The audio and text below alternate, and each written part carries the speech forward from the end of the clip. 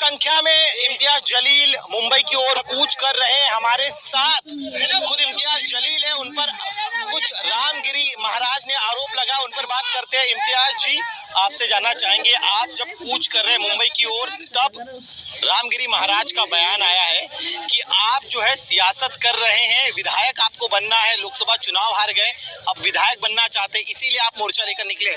देखिए, ऐसी लोकसभा की और विधानसभा की कितनी भी सीटें कुर्बान है, ठोकर मारते हैं हम ऐसी सीटों के ऊपर। अगर हमारे नबी करीम सल्लल्लाहु अलैहि वसल्लम के खिलाफ अगर कोई गुस्ताखी करता है तो ऐसी इतनी हल्की राजनीति करने वाला शख्स इम्तियाज जलील नहीं है।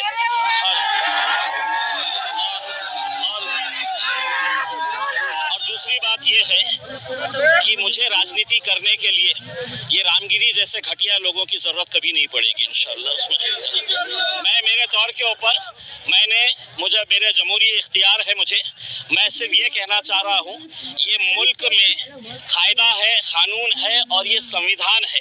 अगर ये संविधान के हिसाब से मुल्क नहीं चलेगा तो ऐसे रामगिरी जैसे गुंडे मवालियों के हिसाब से तो देश चल नहीं सकता है, राणे जैसे गुंडे मवालियों के हिसाब से देश चल नहीं सकता है। उसमें मैंने सरकार को वक्त दिया था, टाइम दिया था कि आप इनके ऊपर कार्रवाई करो करके, और उनको एक चेतावनी दे रहा हूँ, अगर जबान इनके मुंह में है तो उससे बहुत खूबसूरत जबान मेरे मुंह में भी है। जिस दिन मैं खोलूंगा अपनी जबान तो कोई इनके पास अधिकार नहीं रहेगा मेरे खिलाफ भी कार्रवाई करने के लिए, क्योंकि कायदा कानून सबके लिए बराबर है। उनके लिए कायदा अलग नहीं हो सकता है और मेरे लिए अलग नहीं हो सकता है। इसलिए अगर रामगिरी ये कह रहा है कि मैं राजनीति कर रहा हूँ तो मैं रामगिरी को सिर्फ इतना कहूंगा कि रामगिरी, तेरे से बोलने तो लगाए थे सरकार ने, तू अपनी जान बचा के रख, क्योंकि यही सरकार तेरी जान के पीछे भी पड़ सकती है और ठिकड़ा हमारे ऊपर फोड़ सकती है। तो तू जब तक जिंदा है उस खौफ में जी कि तेरे अतराफ में जो लोग हैं कब तेरा गेम बजा देंगे समझ में नहीं आएगा तुझे। तो ये भी कह रहे हैं कि आप जो है राजनीतिक रोटियां सेक रहे हैं इस रैली के बाहर। देखिए, मैंने आपके सवाल का जवाब मैंने इस हिसाब से दे दिया है। ऐसे 50 ओहदे जो है वो हम ठुकराएंगे, हम ठोकर मारते हैं साहब ऐसी सियासत के ऊपर जहां पे आप खुलेआम हमारी जिंदगी से भी अजीम है, जिन्हें हम अपनी जिंदगी से भी ज्यादा मोहब्बत करते हैं, हमारे पैगंबर सल्लल्लाहु अलैहि वसल्लम, अगर उनके खिलाफ आप बोलेंगे और मैंने दूसरे राजनीतिक पार्टियों की तरह, नेताओं की तरह घर में बैठा रहूं और सिर्फ निवेदन देता रहूं, तो ये नहीं। मैंने भी बहुत निवेदन दिया। अब मैंने सरकार को कहा कि एक मर्तबा अगर तुम देखना चाहते हैं कि मेरी भी ताकत क्या है तो अल्हम्दुलिल्लाह ये देख लीजिएगा कि रामगिरी ने यह भी कहा कि विचारों का खंडन विचारों से होना चाहिए, ऐसी रैली नहीं निकालनी चाहिए थी आपको। मैं ये रामगिरी को ये कहना चाहता हूँ, जब तेरे प्रवचन के अंदर लोग सुनने के लिए आते हैं तो तेरे धर्म के बारे में अच्छा क्या है ये बता, तेरे धर्म के साथ साथ एक इंसान की हैसियत से इंसान ने कैसा जीना चाहिए लोगों को ये बता, ना कि ये बता कि मेरा धर्म बहुत अच्छा है और इस्लाम धर्म के अंदर ये खामियां है। ये लोग सुनने के लिए नहीं आते। तेरे जैसे किराए के टट्टू सरकार के इशारों के ऊपर नाचते हैं।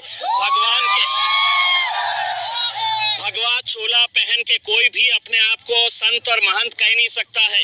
एक दौर था कि जब आसाराम बापू के कदमों के ऊपर ये सभी लोग पड़े रहते थे। आज आसाराम बापू जेल में पड़ा हुआ है। रामगिरी, तेरा भी वक्त आएगा। अभी आप कह रहे हैं रामगिरी महाराज का वक्त आएगा। उन्होंने एक और चीज कही है कि मैंने जो कहा था उसमें गलत कुछ भी नहीं है।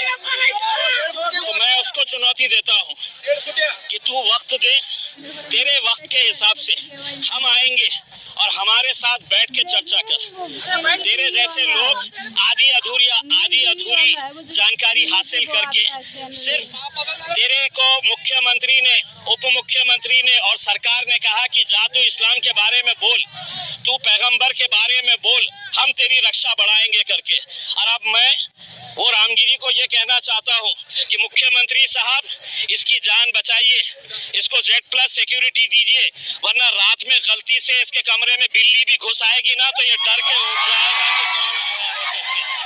कह रहे हैं कि मैं संत हूँ, संतों का काम होता है सत्य बोलना, मैंने सत्य ही कहा है। ये संत आजकल मार्केट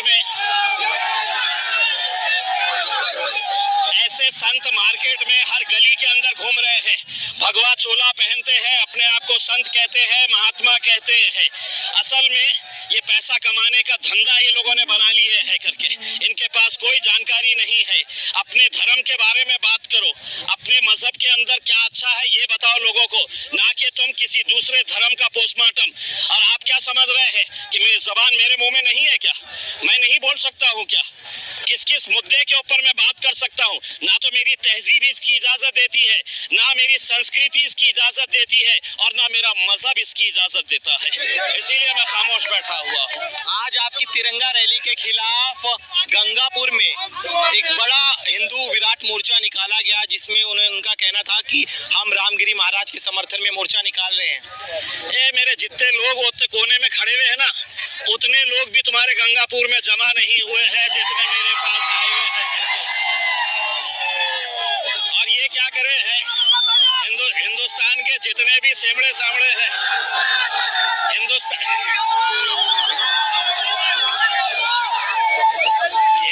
हिंदुस्तान के जितने भी चिल्लर हैं, वो सारे चिल्लरों को उन्होंने आज के दिन गंगापुर में जमा कर दिया है कि उनको मालूम है कि शेर निकलने वाला था। अब तक आप जो है इगतपुरी तक पहुंच चुके हैं, क्या काफिला मुंबई तक जाएगा? और चूंकि हिंदू संगठन जो आपके खिलाफ है, तिरंगा रैली के खिलाफ, जो आपकी रैली के खिलाफ है, देखिए मैंने पहले भी साफ कहा है कि मैं यहाँ पर इतने सारे लोग जो आए हैं, ये इस मुल्क से मोहब्बत करते हैं, हमारा मजहब हमें ये सिखाता है। मैं किसी भी धर्म के खिलाफ नहीं आया हूँ, किसी देवी देवताओं के खिलाफ नहीं आया हूँ।